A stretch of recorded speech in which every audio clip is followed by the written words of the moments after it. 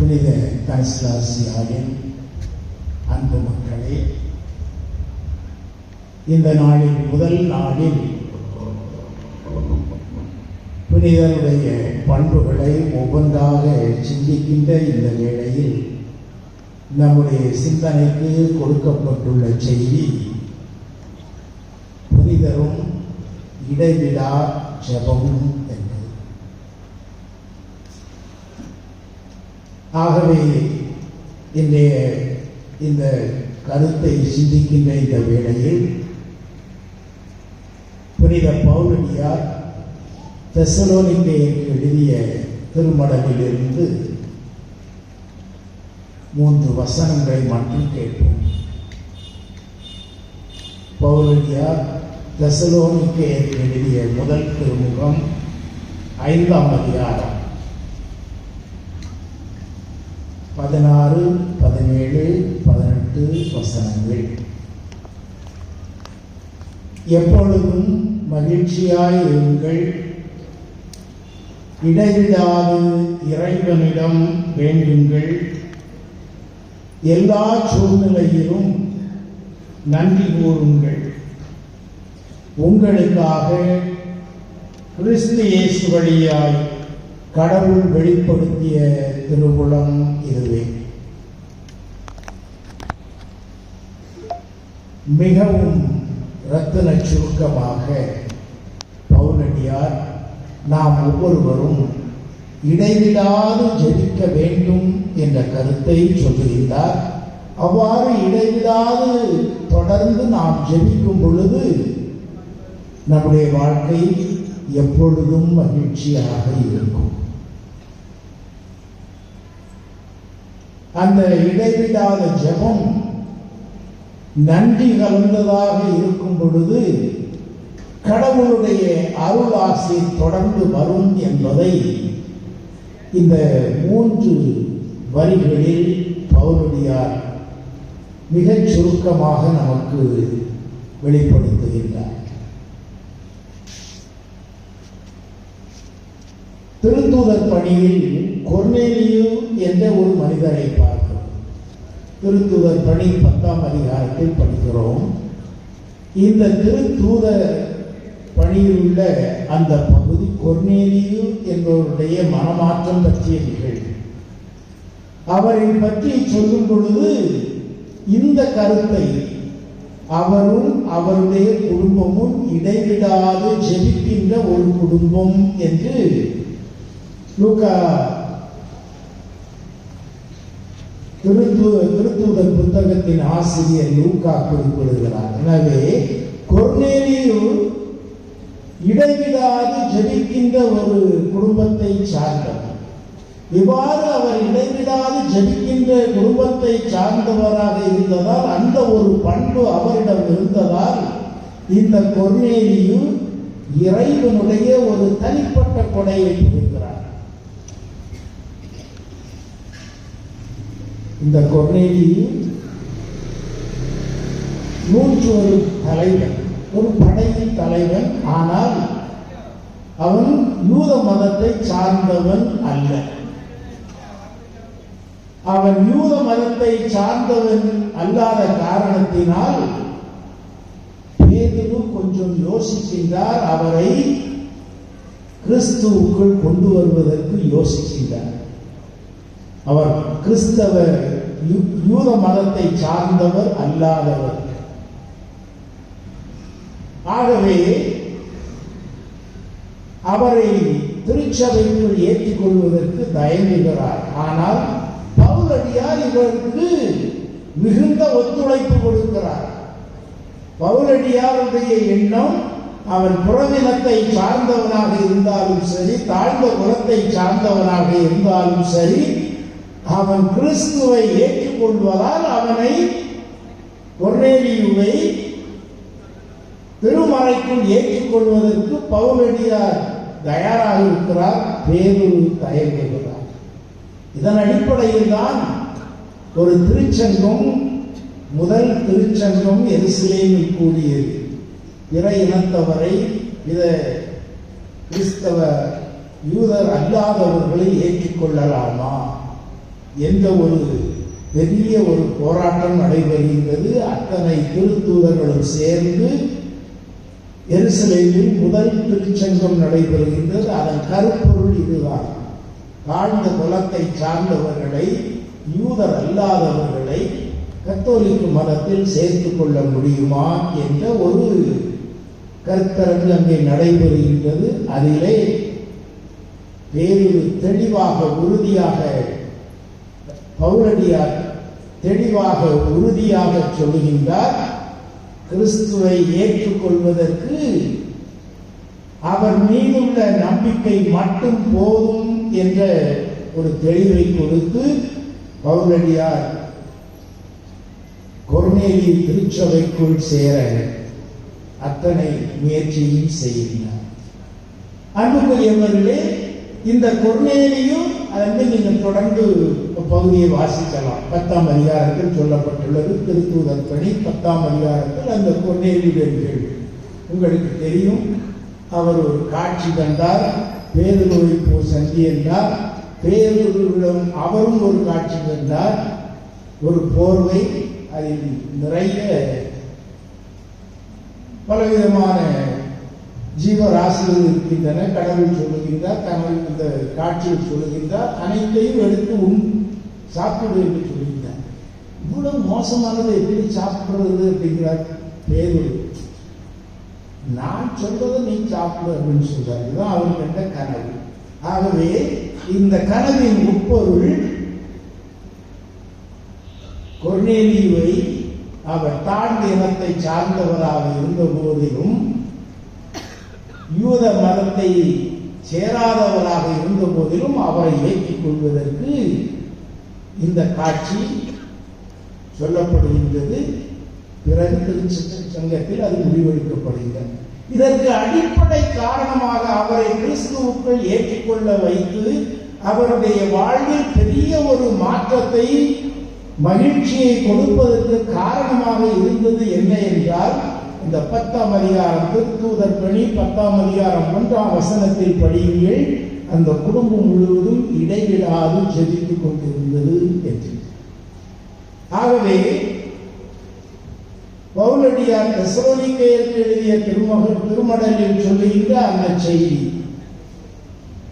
நம்முடைய குடும்பங்களில், நம்முடைய தனிநபர் வாழ்வில் நமக்கு ஒரு மகிழ்ச்சி, ஒரு நிறைவு இருக்க வேண்டும் என்றால், நம்மில் ஒரு முன்னேற்றம், ஒரு வளர்ச்சி இருக்க வேண்டும் என்றால், முதலில் நாமும் நம்முடைய குடும்பமும் ஜெபிக்கின்ற ஒரு குடும்பமாக, ஜெபிக்கின்ற நபராக இருக்க வேண்டும் என்பதை இந்த 2 நிகழ்ச்சிகளும் நமக்கு சொல்லுகின்றது. அன்பார்ந்தவர்களே, இங்கெல்லாம் கிரிக்கெட் பார்ப்பீங்களா? கிரிக்கெட் பார்ப்பீங்களா? இந்த உமன்ஸ் வேர்ல்ட் கப் நடந்தது இல்ல, பாத்தீங்களா? இல்ல, சரி, பார்க்கலாம்.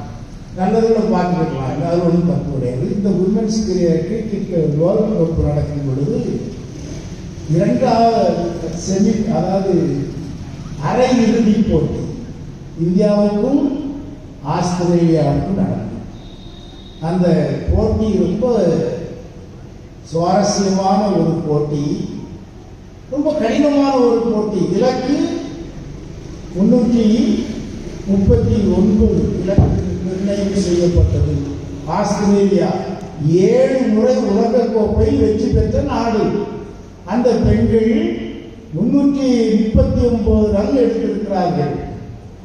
நாம அதுக்கு மேல 1 எடுத்தால் தான் ஜெயிக்க முடியும். அரையிறுதியில் வெற்றி பெற்றால்தான் இறுதி போட்டிக்கு நுழைய முடியும். பெரிய இக்கட்டான சூழ்நிலை. எதிரே இருப்பது ஒரு மிகப்பெரிய அணி, 7 முறை வென்ற ஒரு அணி. இலக்கு 339, பெரிய ஒரு இலக்கு. சாதாரணமாக 250 280 இருப்பார்கள், 339 40 ரன்னில் இருக்கிறார்கள். ஆகவே மிகப்பெரிய அணி, மிகப்பெரிய இலக்கு. இதை எதிர்கொண்டால்தான் நமக்கு அடுத்த வாசல் திறக்கும் இறுதி போட்டிக்கு நுழைவதற்கு.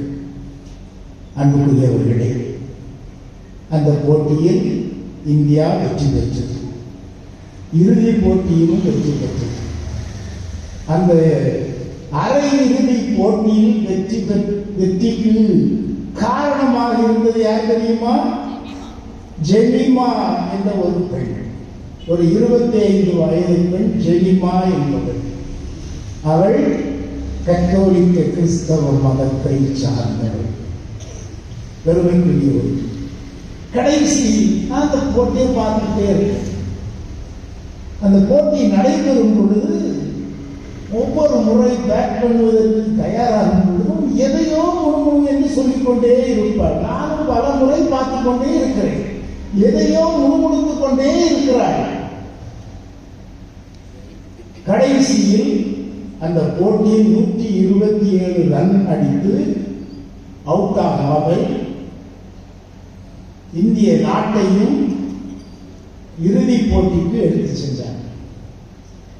அவளுக்கு பாராட்டு அங்கே நடத்தப்படும் பொழுது அதை நடத்தியவர் ஒரு கேள்வி கேட்கின்றார். உங்களுடைய அனுபவத்தை இந்த நேரத்தில் நீங்கள் பெற்றதை சொல்லுங்கள் என்று சொல்லுகின்றார். எடுத்த உடனே அந்த ஜெமிமாவின் வாயிலிருந்து வந்த வார்த்தை, இயேசுவுக்கு நன்றி, என்னுடைய அம்மா அப்பாவுக்கும் என்னுடைய கோச்சுக்கும் நான் நன்றி சொல்கிறேன் அப்படின்னு எடுத்த உடனே இயேசுவுக்கு நன்றி என்று சொல்லுகிறார். அப்புறம் நானும் பார்த்துக்கிட்டே இருந்தேன், இந்த அளவுல அடுத்த பகுதி ஏதாவது வருமா அப்படின்னு சொல்லி யோசிச்சுட்டே இருந்தேன். அந்த அந்த நிகழ்ச்சியை நடத்தியும் கேட்கிறேன், ஆமா நீங்க ஒவ்வொரு முறை பேக் பண்ண போகும்போது எதையோ சொல்லிட்டு இருந்த மாதிரி இருந்தது, அது என்னது மனசுக்குள்ள எதையோ சொல்லிட்டு இருந்தீங்களே, அது என்னது என்று அந்த நிகழ்ச்சி நடத்துபவர் கேட்கின்றார். உடனே அந்த பெண் சொல்லுகின்றார், நான் பைபிளில் இருந்து ஒரு வார்த்தையை திரும்ப திரும்ப சொல்லிக்கொண்டே இருந்தேன். அன்பார்ந்தவர்களே, பைபிள் சித்தம் எடுத்துக்கொள்ளுங்க. அந்த வார்த்தை என்ன தெரியுமா? விடுதலை பயணம் 14ஆம் அதிகாரம் 14ஆம் வசனம். யாருக்கும் மறக்கக்கூடாது. விடுதலை பயணம் 14ஆம் அதிகாரம் 14ஆம் வசனம். ரொம்ப ஈஸியா ஞாபகம் வச்சுக்கலாம். அது என்ன வார்த்தை தெரியுமா? நீ அமைதியாக இரு, உனக்காக நான் போராடுவேன். இதுதான் வார்த்தை. நீ அமைதியாக இரு, உனக்காக நான் போராடுவேன். இந்த வார்த்தையை அந்த பெண் தனக்குள் திரும்ப திரும்ப திரும்ப திரும்ப சொல்லிக்கொண்டே இருந்தார். இடைவிடாது சொல்லிக்கொண்டே இருந்தார். நான் அந்த வார்த்தையில் ஒரு தெய்வீக ஆற்றலை பெற்றேன் என்று அந்த ஜெமிமா சொல்லுகின்றார். அரங்கமே அதிர்ந்து போனது. இடைவிடாது செய்கின்ற ஜெபம் எவ்வளவு வலிமையை கொடுக்கின்றது என்பதை அந்த வார்த்தையில் படிக்கலாம். இந்த வார்த்தையை விடுதலை பயணம் 14ஆம் அதிகாரம் 14ஆம் வசனம் என்று சொன்னேன். அதற்கு அந்த வார்த்தையை பயன்படுத்தப்படுகின்ற சூழலை நீங்கள் தெரிந்திருந்தால் நல்லது. அது எப்போது நடக்குது? வசனத்தை கடவுள் சொல்லுகிறார். நான் சொல்லணுமா? எகிப்தில் இருந்து மோசே இஸ்ராயல் மக்களை அழைச்சிட்டு வர்றாரு. அந்த பக்கம் பின்னால எகிப்திய படைகள், அவன் தேர் குதிரையோடு வரான். இவங்க நடந்து போயிட்டு இருக்காங்க.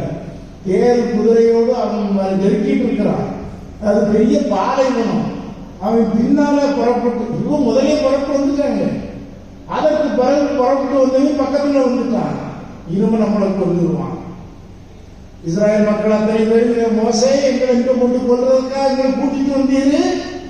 எதுக்காக? கடல் இருக்கு. எதுக்காக கடல்? பின்னால எகிப்து படைகள் குதிரையோடும் பெரிய படைகளோடு வர்றான். முன்னால கடல், அங்கேயும் போக முடியாது, பின்னாலையும் போக முடியாது.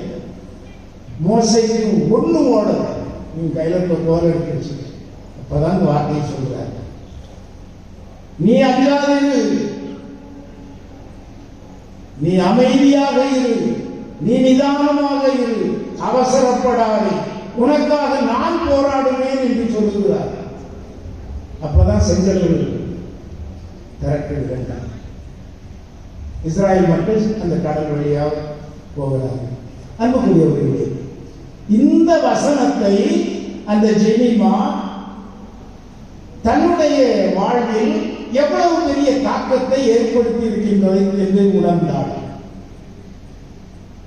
ஒரு ஆஸ்திரேலிய நாட்டு 7 முறை உலக கப்பை வென்ற நாடு. நம்ம ஒரு நாடு இல்லை, இப்பதான் முதல் தடவையை வாங்கி கப்பல் பெற்றிருக்கோம்.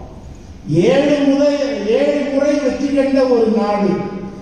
இலக்கு 340, மிகப்பெரிய இலக்கு. அதை இருந்து விரட்டுவது என்றால் ரொம்ப கவனமாக விளையாட வேண்டும். டென்ஷன்.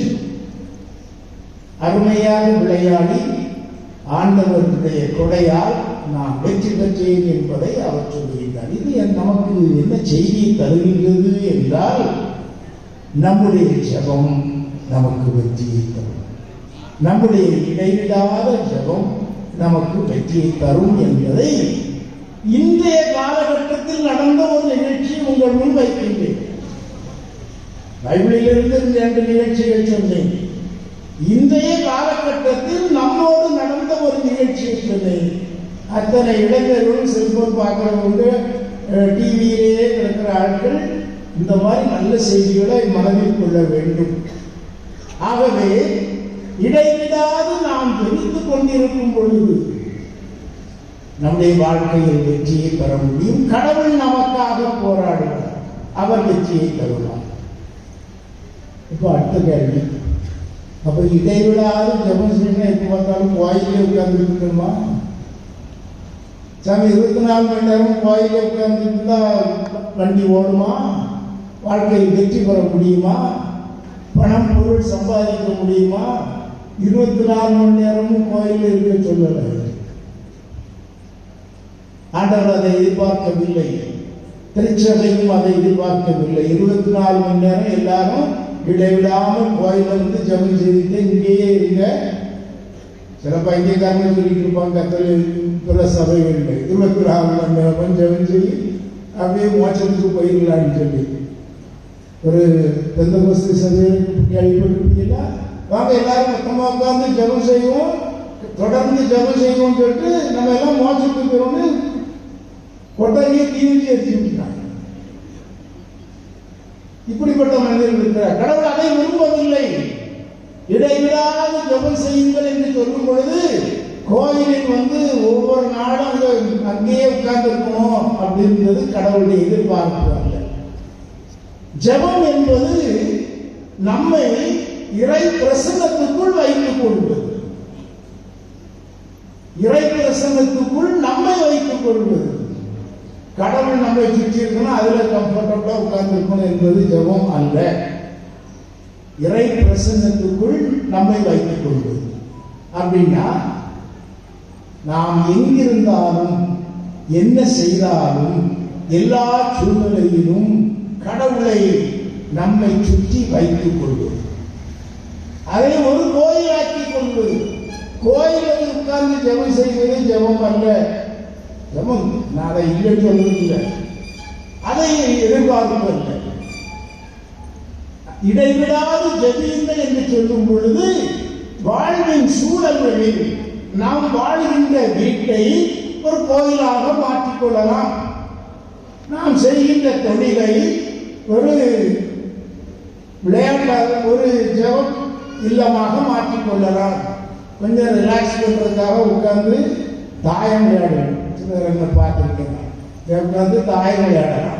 அந்த தாயம் விளையாடும் போதும் அதை ஒரு ஜெப சூழ்நிலையில் உருவாக்கி கொள்ளலாம். பஸ்ல போயிட்டு வரீங்க, திசையவழிக்கு போயிட்டு வரும்போது அதை அந்த பஸ்ஸை ஒரு கோயிலாக நீங்கள் மாற்ற வேண்டும். அந்த பஸ் உங்களுக்கு ஒரு கோயிலாக மாற்றணும். பஸ்ல நான் போறேன், டிரைவர் நல்லா ஓட்டட்டு, என் கூட சொல்லலாம், நல்லா போய் பத்திரமா வீடு போய் சேரணும் அப்படின்னு வேண்டிக் கொள்ளலாம். மோட்டார் சைக்கிள் போவீங்க, ஸ்கூட்டிலெல்லாம் இப்போ பிள்ளைகள் போகுது, போறீங்க. அந்த வண்டியில் போகும்போது அந்த வண்டியை அதை சுற்றி இருக்கிற இடத்தை ஒரு கோயிலாக மாற்றிக்கொள்ள வேண்டும். நாம் வாழ்கின்ற இடத்தை, நாம் செய்கின்ற தொழிலை, நாம் செய்கின்ற காரியங்களை ஜெபமாக மாற்றிக்கொள்ள வேண்டும். இன்னைக்கு 100 ரூபா வாங்கியிருக்கீங்க. யாருக்கெல்லாம் 100 ரூபா கிடைச்சது? யாருக்கெல்லாம் 100 ரூபா கிடைச்சது? நீங்க செய்த வேலைக்கு தான், நன்கொடைய 100 ரூபா அந்த 100 ரூபாய் வாங்கின உடனே அதை எடுத்து பாருங்க. அதை பார்த்த உடனே உங்களால ஜெபம் செய்ய முடியுமா? உங்களால ஜெபம் செய்ய முடியுமா? ஐயோ, கசங்கி பிசுங்கி இருக்குல்ல. இத்தனையோ பேருடைய கைப்பட்டு வந்த ஒரு பணம் ஆண்டவரே இந்த உழைப்பாளிகளை ஆசை அல்லது அதை பார்க்குறீங்க, ஒரு மாதிரி வாடகைக்க இது வேற ஏதோ கடைகளில் இருக்கிற படம் மாதிரி இருக்குத, டாஸ்மாக் வாடகைக்கே நினைக்கிறேன். ஆண்டவரே இந்த மாதிரியும் பணத்தையும் பொருளையும் உடலையும் அழித்துக் கொண்டிருக்க மக்களுக்காக வேண்டும். வர்றோம், ஒரு ஆம்புலன்ஸ் போகுது. அந்த ஆம்புலன்ஸை பார்க்கும்போது நமக்கு ஜெபிக்க மனம், ஏதாவது ஜெபிக்க மனம் வருமா? மனம் வர வேண்டும். ஒரு ஆம்புலன்ஸ் போறதை பார்த்தோம்னா சரி, அதில் யார் இருக்காங்களோ எந்த நோயாளியோ நல்ல சுகம் கிடைக்கும். இப்படி வாழ்வின் எல்லா சூழ்நிலையும் ஜபமாக மாற்றக்கூடிய ஒரு நிலையை நாம் பெற்றுக் கொள்ள வேண்டும். இதுதான் ஜபம், இடைவிடாத ஜபம் என்பது இதுதான். கோயில உட்கார்ந்து 24 மணி நேரமும் ஜபமாலை சொல்லிக் கொண்டிருப்பது இடைவிடாத ஜபம் அல்ல.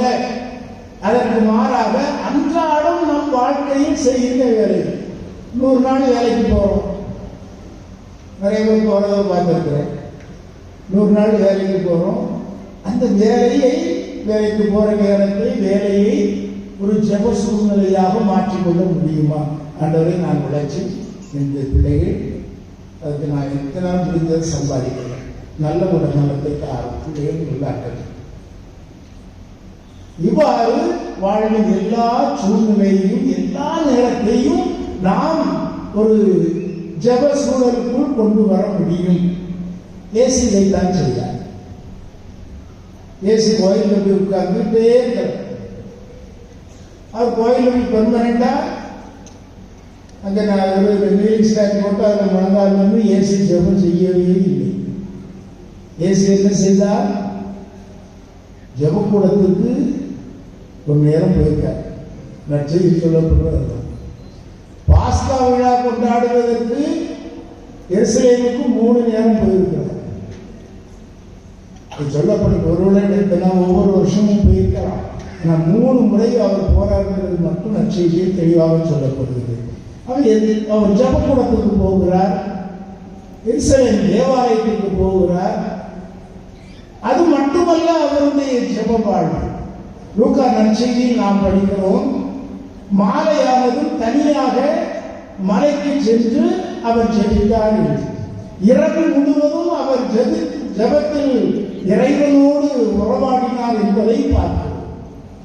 ஒவ்வொரு முக்கியமான நிகழ்ச்சி, மறுமுக நிகழ்ச்சி, 12 சீடர்களை தேர்ந்தெடுக்கின்ற நிகழ்ச்சி, அவருடைய வாழ்க்கையில் மிக முக்கியமான நிகழ்ச்சிகள். 12 சீடர்களை தேர்ந்தெடுக்கும் போது அதற்கு முன்னதாக இரவு முழுவதும் ஜபத்தில் கழிக்கிறார். இப்படி அவருடைய வாழ்க்கையில் முக்கியமான நிகழ்ச்சிகளின் போதெல்லாம் சிறப்பான ஜபத்தை அவர் செய்வதை பார்க்கிறோம். அவர் பாடுபடுவதற்கு முன்னதாக கெத்செமனி தோட்டத்தில் போய் ஜெபிக்கிறார். அந்த ஒளிவு மலை அடியில் ஆண்டவர் இயேசு ஜெபிக்கிறார். ஒவ்வொரு சின்ன நிகழ்ச்சிகளிலும் அவர் ஜெபிக்கிறார்.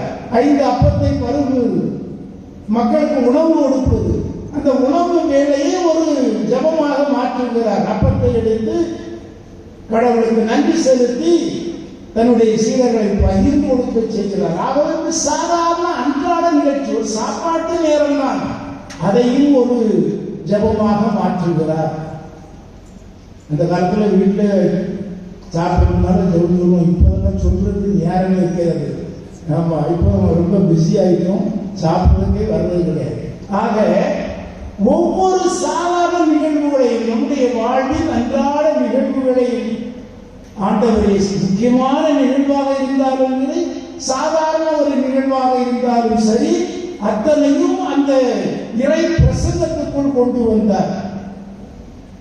அவர் கோயிலுக்கு போகிற இறைவனை தன்னோடு வைத்துக் கொண்டார். ஆகவேதான் கடவுளை தன்னோடு அவர் வைத்துக் கொண்ட காரணத்தினால் இயேசுவினுடைய செயல்பாடுகள் எல்லாம் அதிசயங்களையும் அற்புதங்களையும் செய்ய வைத்தது. பல புதுமைகளை ஆண்டவர் செய்தார். ஒவ்வொரு புதுமைகளுக்கு முன்னரும் நாம் பார்த்தால் அவர்கள் அங்கே ஆண்டவர் இயேசு ஒரு ஜெப சூழ்நிலையில் இருப்பதை பார்க்கிறோம். எனவே ஆண்டவர் இயேசு தன்னுடைய வாழ்நாள் முழுவதும் அவன் ஜெபத்தை கழித்துக் கொண்டே இருந்தார். இறை பிரசன்னத்துக்குள் தன்னை வைத்துக் கொண்டார். ஆகவே ஜெபம் என்பது கோயிலுக்குள் போயிருப்பது அல்ல, நாம் வாழும் இடத்தை ஒரு கோயிலாக மாற்றுவது. இறை பிரசன்னத்துக்குள் நம்முடைய குடும்பத்தை, நம்முடைய வாழ்க்கையை அமைத்துக் கொள்வது. நாம் செய்கிற தொழிலாக இருக்கலாம், நாம் பிறரோடு தொடர்புடைய ஒரு நிகழ்வாக இருக்கலாம், வாழ்க்கை நடக்கின்ற முக்கியமான நிகழ்ச்சிகளாக இருக்கலாம், அத்தனையும் இறை பிரசன்னத்துக்குள் வைத்துக் கொள்ளும் பொழுது கடவுள் நமக்கு வெற்றியை தருவார், கடவுள் நமக்கு வளர்ச்சியை தருவார், கடவுள் நம்மோடு இருக்கிறார். நீ பயப்படாதே, நீ அரட்டிவிடாத, அமைதியாயிரு, நான் உனக்காக போராடுவேன். ஆகவே நான் உனக்காக போராடுவேன் என்று சொன்ன அந்த ஆண்டவர் இயேசுவை, அந்த இறை மகனை நம்மோடு நாம் வைத்துக் கொள்ளும் பொழுது கடவுள் நிச்சயமாக நம்முடைய வாழ்வில் வெற்றியையும் வளர்ச்சியையும் தருவார். நம்முடைய புனிதர்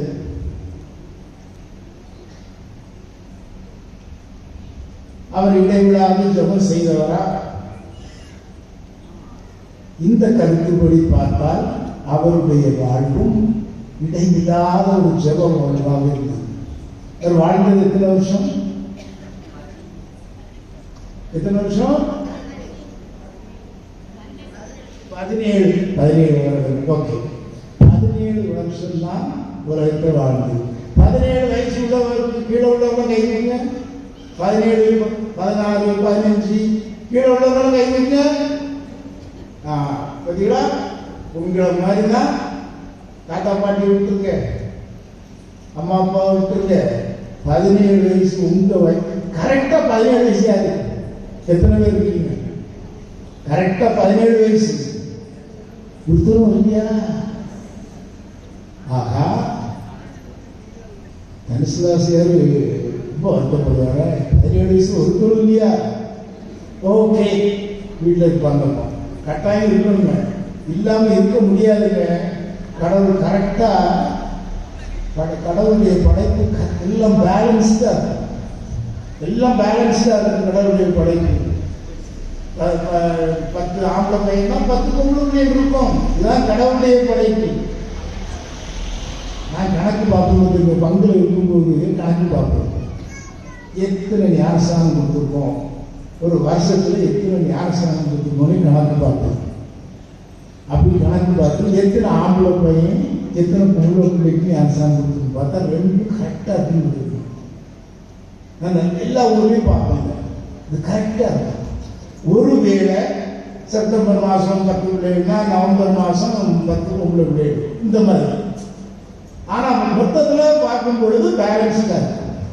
சரி, 17 வயசுக்கு உட்பட்டவர்கள் தனுசுதாசியாருடைய சிறப்பு ஆசிரியரை, சிறப்பான ஜெப உதவியை பெற வேண்டும். அந்த தனுசுதாசியார் சுரூபம் 3 வடிவங்களில் வடிவமைக்கப்பட்டுள்ளது. நம்ம ஊரில் என்ன வடிவத்தில் இருக்கு? ஒரு குழந்தை இயேசுவை கையில் ஏந்தியிருப்பார். பாலன் இயேசு, குழந்தை இயேசு இல்லை, பாலன் இயேசு. பாலன் இயேசுவை நம்ம ஊர்ல இருக்க சுரூபம் பார்த்துருக்கீங்களா? எல்லாரும் சின்ன பிள்ளை பார்த்துருக்கீங்களா? பாலன் இயேசுவை கையில் ஏந்தியிருப்பார். இது ஒரு உருவம். அவருக்கு இன்னொரு உருவம் நாம் 3 செஞ்சோம்.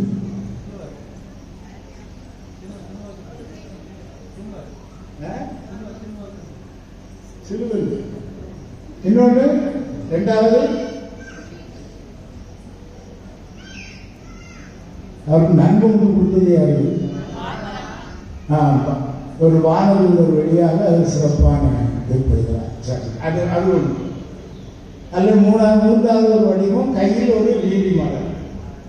நற்கருணை, வானதூதர் நற்கருணை கொடுக்கிற ஒரு வடிவம், அல்லது ஒரு லீலி மலர், அல்லது நம்ம ஊர்ல பாலன் இயேசுவை கையில் வைத்திருக்கு. அன்பார்ந்தவர்களே, இந்த மூன்று வடிவங்களும் நமக்கு எதை உணர்த்துகின்றது என்றால், அவருக்கு இறைவனோடு எவ்வளவு ஒரு ஈடுபாடு இருந்தது, எந்த அளவுக்கு இறை பிரசன்னத்துக்குள் இருந்தார், ஒரு ஜெபிக்கின்ற மனிதனாக இருந்தார் என்பதை உணர்த்துகிறது. கடைசி ஒரு நிகழ்ச்சியை மட்டும் சொல்லி முடிக்கிறேன். அவர் இறந்தது எத்தனாம் தேதி? ஆகஸ்ட் 15ஆம் தேதி இறந்தார். சரியா? இறக்கும்போது வயசு 17. ஆகஸ்ட் 15ஆம் தேதி இறந்தார். ஆகஸ்ட் 15 என்ன நாள்? மாதாவினுடைய விண்ணேற்பு.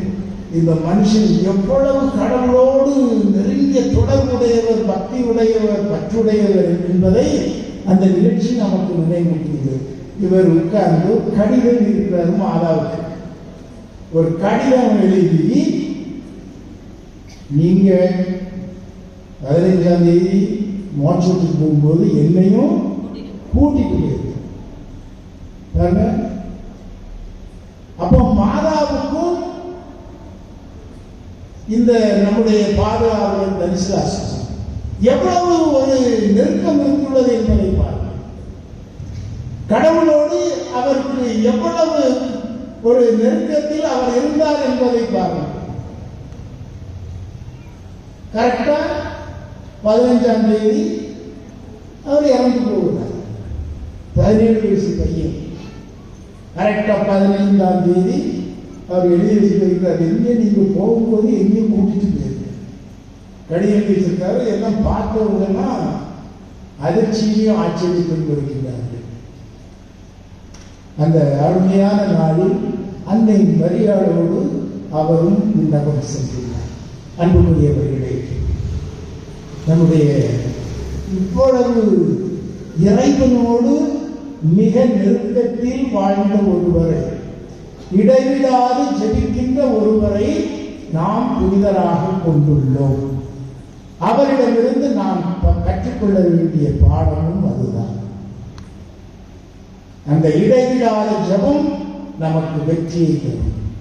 வாழ்வின் எல்லா நிலையிலும் நாம் நிறைவோடு, மகிழ்வோடு, வளர்ச்சியோடு, முன்னேற்றங்களோடு வாழ்வதற்கு வேண்டிய மிகப்பெரிய ஆற்றலை நம்முடைய ஜெபம் நமக்கு கொடுக்கும். கடவுளோடு நமக்குள்ள தொடர்பு, கடவுளோடு நமக்குள்ள உறவு, அன்றாட வாழ்வில் அதை செயல்படுத்தும் பொழுது, நான் ஜெபம் என்பது கோயிலிருந்து பூசை பார்க்கிறது நான் சொல்லுகிறேன், ஜெபமால சொல்றது சொல்லுகிறேன். அன்றாட வாழ்வில் ஒரு ஜெப சூழலை எல்லா நிலையிலும் நாம் உருவாக்கும் பொழுது நம் இறைவன் நமக்கு சொல்கின்றார், நீ அஞ்சாதே, நீ பயப்படாதே, நான் உன்னோடு இருக்கிறேன், நான் போராடுவேன், உனக்காக நான் போராடுவேன், உன்னுடைய வாழ்க்கையில் வெற்றியை தருவேன் என்பதை அந்த இஸ்ராயல் மக்களுக்கு சொன்னதை, நம்முடைய புனிதர் வாழ்ந்து காட்டியதை கடவுள் நம் ஒவ்வொருவருக்கும் செய்ய காத்திருக்கின்றார். அன்புக்குரியவர்களே, இடைவிடாது நாம் செய்வோம். எந்த சூழ்நிலையில் என்ன நடந்தாலும் ஆண்டவருக்கு நாம் நன்றி செலுத்தும். இடைவிடாது செய்யுங்கள், எல்லாவற்றுக்கும் நன்றி கூறுங்கள். அந்த ஜெபம் நம்முடைய வாழ்வில் வெற்றியை கொண்டு வரும். விடுதலை பயணம் 14ஆம் அதிகாரம் 14ஆம் வசனத்தை திரும்ப திரும்ப சொல்லிக் கொடுங்கள்.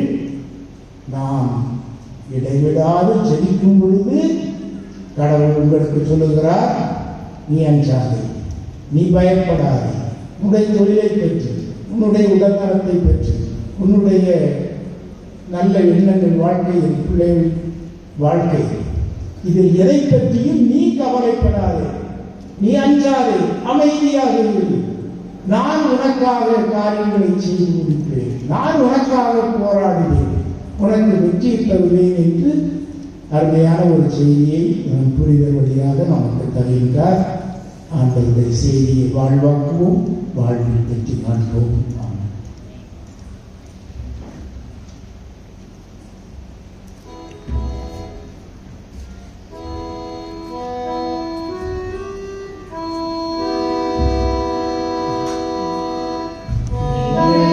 பாதுகாப்பு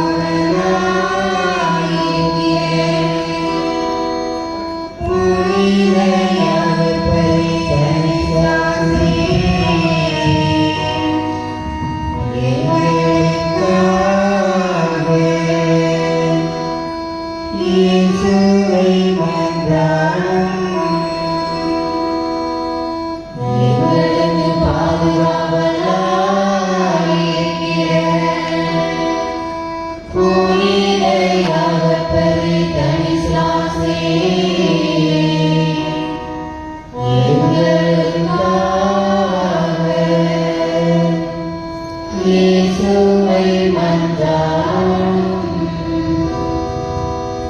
எங்களுக்கு பாதுகாவலும் துணையும்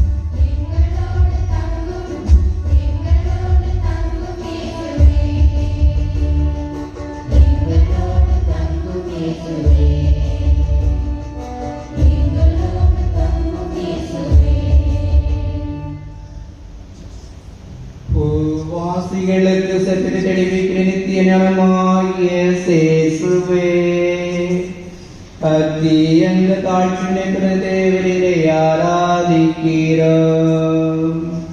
அடியோர்கள் தேவரில் துரோகம் செய்வதற்கு காரணமான மனம் பொருந்திய மூடத்தனமுள்ள அறியாமைக்கு பரிகாரமாக தேவரிடத்தில் மிகுந்த ஞான பிரவாசம் மற்றும் ஞானாதிகரனும் சம்மனசுகள் தேவரிரை புகழ்கிற மேலான தியானத்தை உமக்கு ஒப்பு கொடுக்கிறோம் சுவாமி.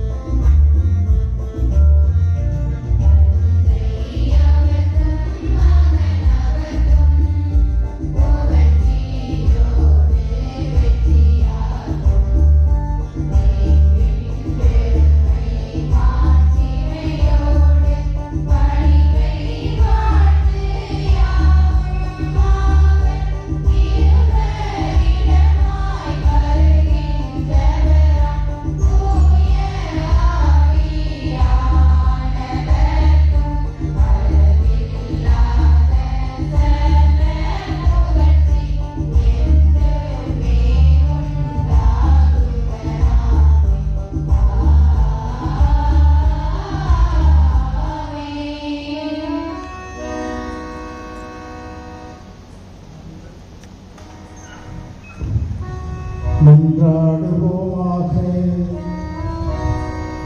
இறைவா, இந்த வியப்புக்குரிய திரு அருட்சாதனத்திலே உம்முடைய திருப்பாடல்களின் நினைவை எங்களுக்கு விட்டு சென்றீர். உமது திருவுடல் திரு ரத்தம் ஆகிய இவற்றின் மறைபொருளை வணங்கும் நாங்கள் உமது மீட்பின் பலனை இடைவிடாமல் அனுபவிக்க அருள் புரியும். என்றென்றும் வாழ்ந்து ஆட்சி செய்கின்றவரே உம்மை மன்றாடுகிறோம்.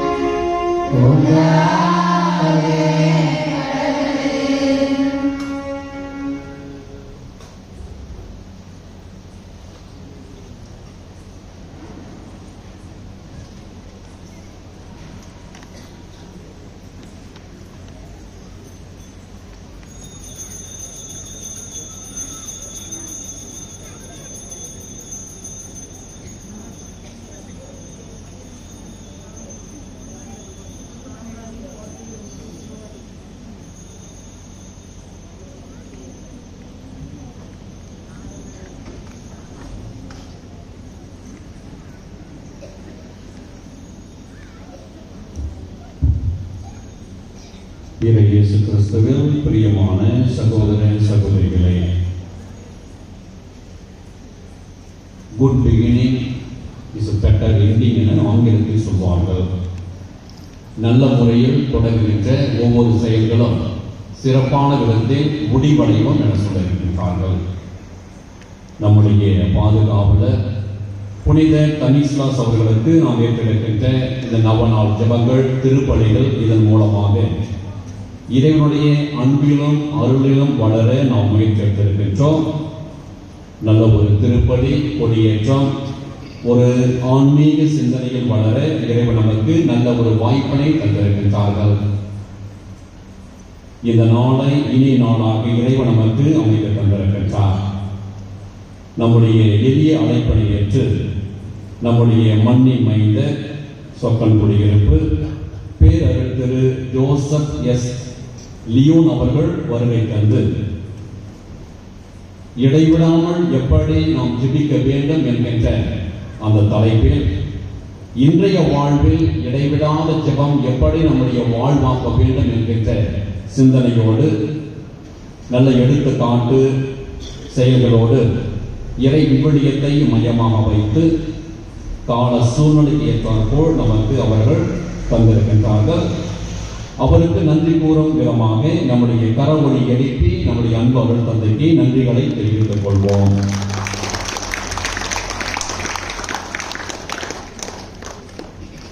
நாளைய நாளானது சிறப்பிக்கின்றோர் புனித வளன் ஆண்கள் பெண்கள் தொடக்கப்பள்ளி ஆசிரியர்கள், மாணவர்கள், மாணவியர்கள், அத்தோடு இந்த பீட அலங்கரணம் மற்றும் பாடல் குழுவினர் மற்றும் சவுண்ட் சிஸ்டம் இதில் பங்கெடுத்த எல்லா நல்ல உள்ளங்களுக்கும் எவ்வளவோ வேலைகளை நீங்கள் செய்திருக்கிறீர்கள். ஆஃப் ஸ்கிரீன் ஆன் ஸ்கிரீன் என சொல்வார்கள். நேர்முகமாகவும் மறைமுகமாகவும் நாம் செய்திருக்கின்ற எல்லா நல்ல இறை பணிக்கும் இறைவன் நம்மை நிறைவாக ஆசீர்வதிக்கின்றார்கள். நாம் கொடுக்கின்ற உழைப்பு நேரம் அது ஆசீர்வாதமாக வந்து சேரும். நாளை காலை 5:45 மணிக்கு ஜெபமாலையும் அதை தொடர்ந்து திருப்பலியும் நடைபெறும். இந்த நிகழ்வுகளில் அனைவரும் பங்கெடுத்து இறை ஆசிரியர் பெற்றுக்கொள்ள உங்களை அன்போடு கேட்டுக்கொள்கின்றேன். மீண்டும் ஒரு முறையாக இந்த நிகழ்வுகளை ஏற்பாடு செய்தவர்கள், இதற்கு உழைத்தவர்கள், இதற்கு ஒத்துழைப்பு தருகின்றவர்கள், நல்ல உள்ளங்கள், உபகாரிகள் உங்கள் அனைவருக்கும் என்னுடைய நன்றிகளையும் பாராட்டுகளையும் ஜெபங்களையும் தெரிவித்துக் கொள்கின்றேன். இறைவன் உங்களை ஆசீர்வதிப்பாராக.